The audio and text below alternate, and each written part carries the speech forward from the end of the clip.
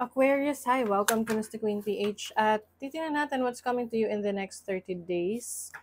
From the time na mapanood nyo ang reading na to, dahil ito ay isang timeless reading, anytime na mapanood nyo to, as long as makaka-resonate kayo, this reading is for you. Okay, let's see, Aquarius, what's coming to you in the next 30 days. Aquarius. Uy, new life. New beginnings. Can be new career, o bagong place na tinitirahan ninyo, or you are starting a business, you are starting a new career, a job, a new source of income, so may bagong buhay. Maganda ang gising ninyo. You also have Yin. Yin is a feminine energy. This is about accepting something. Pagtanggap sa mga bagay na hindi mo kontrolado. Yung iba rin, mas nagtatap in kayo sa inyong feminine energy. Someone na soft, someone na one with nature. So, yung iba sa inyo, maaaring magsaspend kayo ng time sa nature, sa forest, sa beach. A change in the wind. Ooh, may nagbabago sa inyong sitwasyon ngayon. Maaring meron kayong pinupursue na ngayon, no, current situation, tapos biglang may nagbago yung isip mo, nagbago yung direksyon na gusto mong tahakin, or merong plano na yun yung initially gusto mong simulan, pero nagbago ka ng direksyon. Nagbago ng plano. Change of plans. Oo. Biglang merong change of plans. Let's see what else. Aquarius. You have the Star. This is your energy. Healing. You are healing from your past, healing from any physical pain. Mas nagiging inspired ka ngayon. Maaring may mga bago kang sineset na goals, mga plano mo, pangarap mo, at yun yung nagbibigay sa'yo ng inspiration ngayon. You have the Ace of Cups. This is a new source of happiness, new beginnings. So, iba sa inyo, new relationship. Can be a romantic relationship, new friendship, or new partnership sa business. You have the Queen of Pentacles, stability in your career, your finances. Yung iba sa inyo, ang nagsisimula dito, bagong kabanata ng buhay nyo pagdating sa career or trabaho. Maaring may promotion or increase ng sweldo. Pwedeng paglipat ng company na kung saan mas maganda yung benepisyo, yung sweldo. I also see someone na hihingi ng tawad. So, pwedeng ikaw to, meron ka, hihingi ka ng tawad sa isang tao na nagkaroon kayo ng issue before, or yung person na yun ang hihingi ng tawad sa'yo. Making peace with your past. You have the Hanged Man. Nagkakaroon ka ng bagong pananaw sa buhay. Pwedeng mga belief system mo nagbabago. Nagkakaroon ka rin ng self-reflection. Ano ba talaga yung gusto mo sa buhay? Ano yung gusto mong i-pursue? What do you want to let go of? O yung iba sa inyo, papasok sa isang relasyon. You have the Two of Cups. This can be a partnership, agreement, contracts na papasukin mo. Just make sure na pag-isipan mo munang maigi bago ka pumasok sa isang seryosong commitment, kahit na romantic relationship man yan or sa business.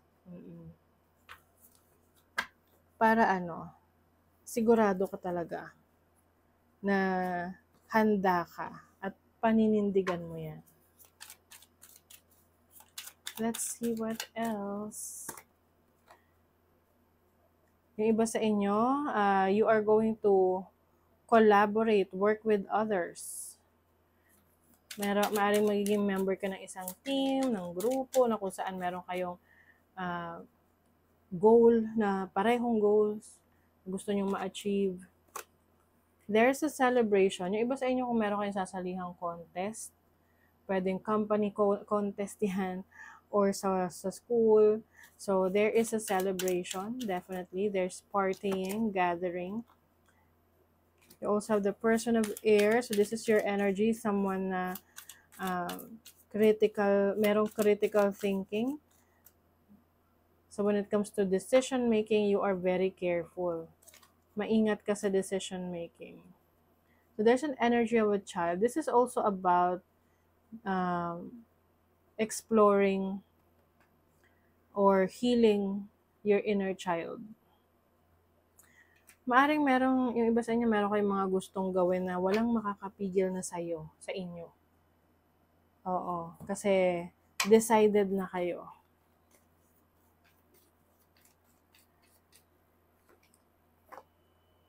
Merong endings, new beginnings, kaya may new life. You are closing a chapter in your life. Transformation, transition. May bagong phase sa buhay mo. Yung iba sa inyo, Aquarius, malaki yung pagbabago na to.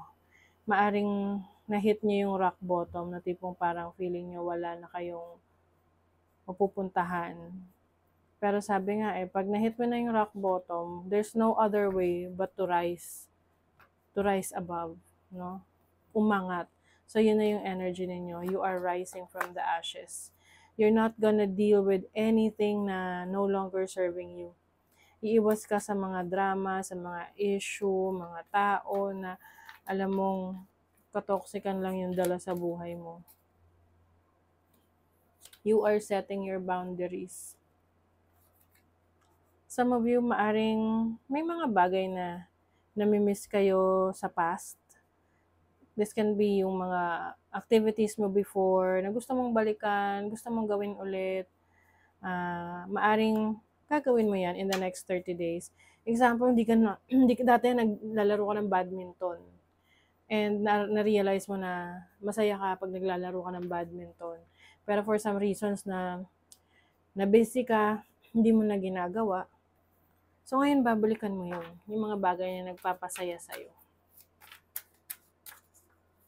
Let's see money, career, finances.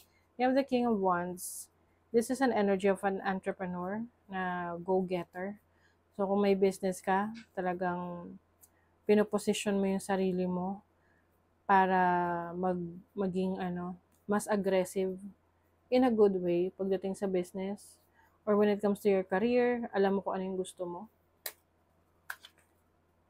Diba? You have the Chariot. You're going to be successful in your career. Aquarius, meron ka achievement in the next 30 days. Magiging mabilis ang takbo ng career mo or yung progress, no? Yung pag-unlad, yung growth ng career mo, trabaho, or ng business. You also have the Queen of Swords. So, mas maingat ka sa mga transaksyon na gagawin mo. Hindi ka basta-basta papasok sa isang agreement, kontrata, responsibility nang hindi mo pinag-iisipan, which is good, diba? Sa love life naman, tingnan natin. Uy, yung iba sa inyo kayo ay magbabakasyon with your person, with your romantic partner. You have the Strength card, so you may be dealing with a Leo or an Earth sign, Taurus, Virgo, Capricorn. Going strong yung relationship ninyo. Mas nagmamature kayo sa relationship ninyo. Kumbaga, alam nyo yung needs ng bawat isa. Maaring may pag-uusap, no? Ano yung pwede mong baguhin in a good way. Pareho kayo. No? Yun naman talaga importante pagdating sa relationship na pinag-uusapan nyo kung ano yung pwede nyo i-improve para sa isa't isa. Para mas magtagal or maging matibay yung inyong relationship. So, very serious yung commitment na to para sa inyo, Aquarius. So, let's see what else. Aquarius. Next 30 days. Every hurricane comes to an end. Yes. Ang mga challenges na yan, lahat naman yan matatapos. Kahit bagyo, natatapos din yung bagyo. And then after nun, Ayan, pick yourself up and try again, 'di ba? Mm. So, ayan, dala mo ulit yung iyong, isusuot mo ulit yung iyong corona. Ibig sabihin niyan, ready ka na ulit. Ready ka na ulit to fight, to start again, to work things out. Okay?